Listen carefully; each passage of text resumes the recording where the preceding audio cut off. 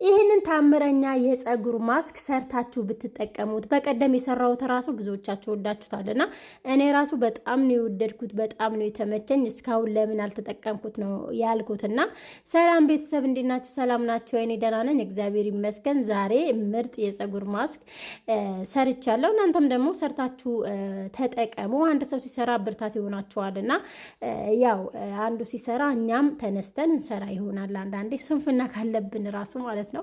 ለማንኛውም በመጀመሪያ የተጠቀምኩት እዚህ ጋር አንድ ካሮት ተጠቅሜያለሁ። ካሮቱ በዚህ መንገድ ፈቅፍቄዋለሁ። መፈቃ አልነበረኝም ግን ከነ ስጋው ነው ያወጣሁት።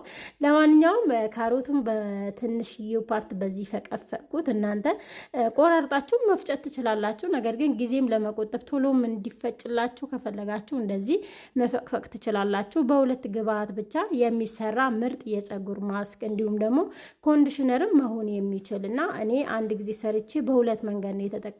አንደኛ በኮንዲሽነር፣ ሁለተኛ ደግሞ ለፀጉሬም ተቀብቼ ቢያንስ ለ2 ሰዓት አቆይቼው ከዛ በኮንዲሽነር መልኩ ታጥቤበታለሁ እና ትንሽዬ ውሃ እዚህ ጋር ካሮቱን ለመፍጨት ትንሽዬ ውሃ ጨምሬበታለሁ።